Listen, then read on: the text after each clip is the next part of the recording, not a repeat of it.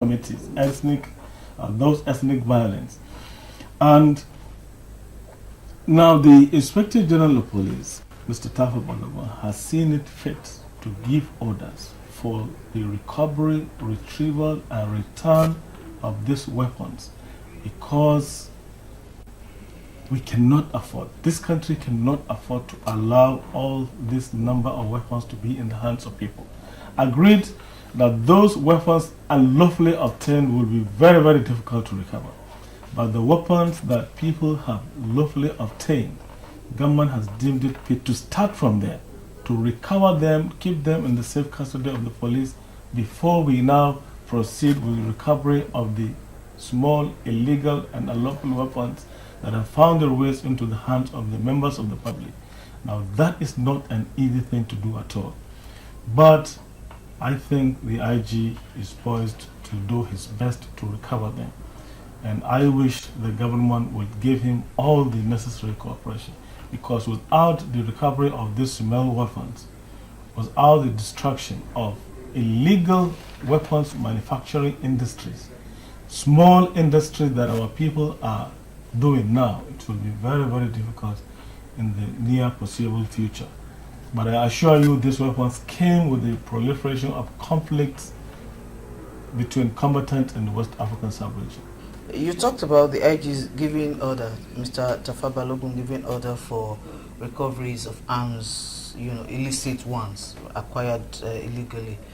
But we've come to see that prior to the elections and after the elections, we still have arms found with politicians. We were in Anambra State a long time ago. One of these young men who came from America had his pump action gun, and he went to the government house apparently to visit the then governor, and he didn't see anything wrong with him having arms. In our constitution or your police acts, possession of firearms, is it not an offense on its own? If you say yes, why would the police officer arrest or find somebody in possession of firearms and still allow such persons, such culprits, to walk free the streets of our country? Well, illegal and unlawful possession of firearms attracts a minimum of 20 years jail term. It is there. If you see a serving police officer allowing someone to hold firearms illegally or unlawfully, or a policeman who would find someone having such illegal possession of such firearms and allowing them to go scot-free, there must be a problem there. There must be a problem. I do not know the details of this particular one, but it is absolutely wrong for a policeman or any law enforcement officer, for that matter, to find someone in possession of firearms unlawfully and not to allow the due process of the law to take its course. Many people, it does not matter for how long you live in the United States or in Europe, you would know that ferrying arms, even in the US, from one state to the other, constitutes an offense, not to mention from one country to another. So that gentleman who came in with that weapon unlawfully has committed an offense, and I think the police should go after him. Crime Fighters, fighting crime in another dimension.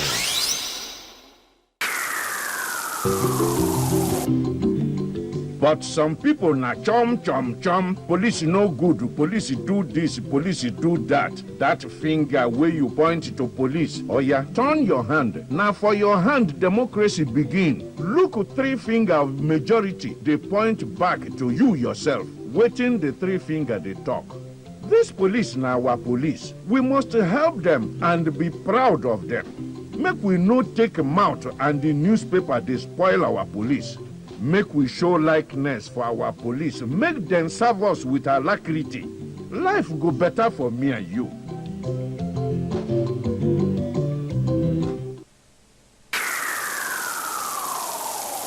All right, let's come back home, Adamawa State. I'm sure your problem is how to...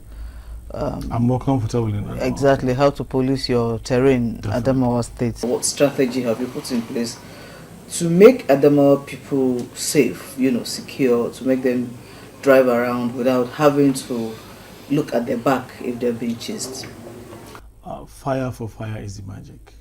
We have the vehicular patrol, we have the foot patrol, and we also have the static patrol. I have always said this, the metropolitan areas in Adamawa are not very large. I don't want to say they are very small, but they are not very large.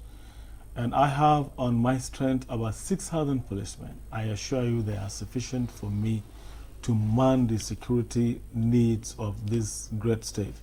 And that is what we are doing.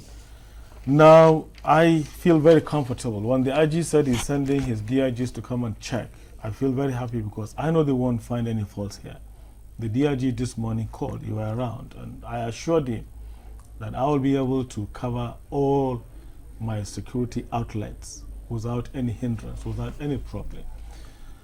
I have my policemen that do training and retraining on a weekly basis. I have my training program for the week, I have my training program for the month.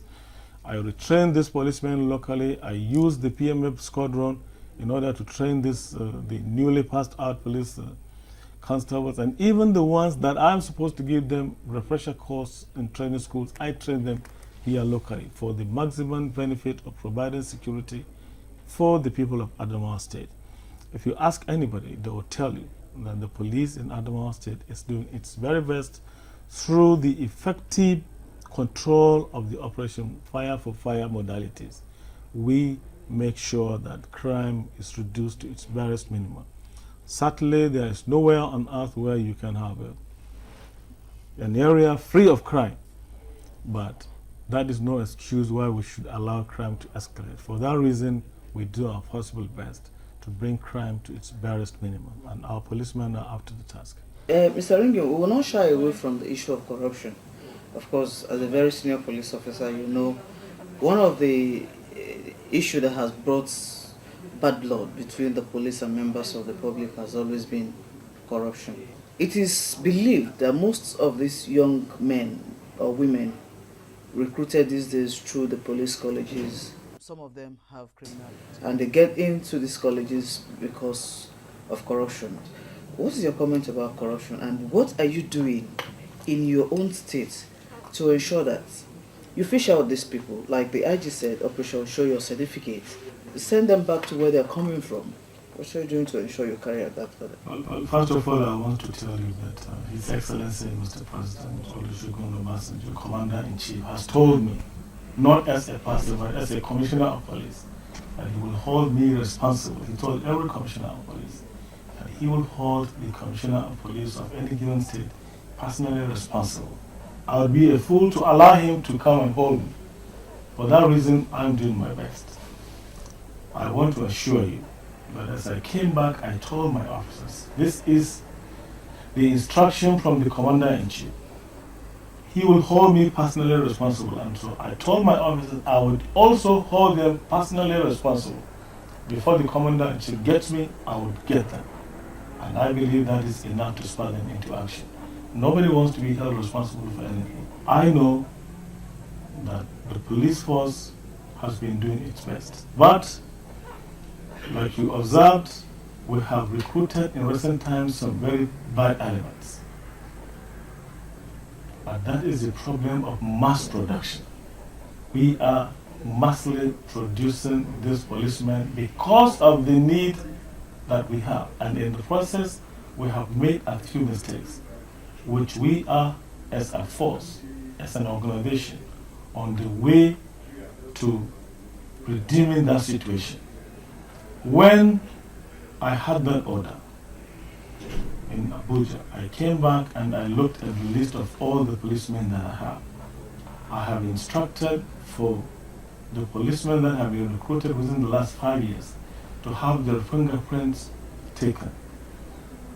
We are in the process of publishing the forms, acquiring the equipment with which we will do this fingerprinting exercise, and when we finish, I intend to personally follow it up until we have conferred the result of each fingerprint and made sure that these policemen that we have on our strength in Adamawa State are free and clear of any encumbrances. If and when we find any one of them having been convicted for any criminal offense, we'll definitely flush them out. Okay. Those that I have the powers to dismiss, I will outrightly dismiss them without reference to headquarters. The relationship between yourself, your command, and that of His Excellency Governor Boni Haruna, what has it been like? His Excellency Governor Boni Haruna has been of tremendous assistance to the Nigerian Police Force. And he has been concerned about our stand. I mean, our logistics stand, our capability stand, and the rest of it. Before I came, His Excellency had bought about 18 vehicles for the Nigerian Police Force. They have been put to use in the Operation Fire for Fire outfit. As I came, he had directed his local government chairman to reactivate all the vehicles that had broken down in the respective divisions. And I assure you to date, almost 20 of those local government chairmen have done exactly that. I can show you the records. As a person, I believe he's a very humble, honest, hardworking person. I have a good relationship with him, and the organization, my organization, the Nigerian Police Force, also has a good relationship with him. For that, I want to tell you that he, apart from the federal government, has been the one single most consistent person in terms of aiding and assisting the Nigerian Police Force. Only last month, His Excellency approved the payment of 250,000 naira each to every NCO who lost his life in action, and 500,000 naira for every inspector, as well as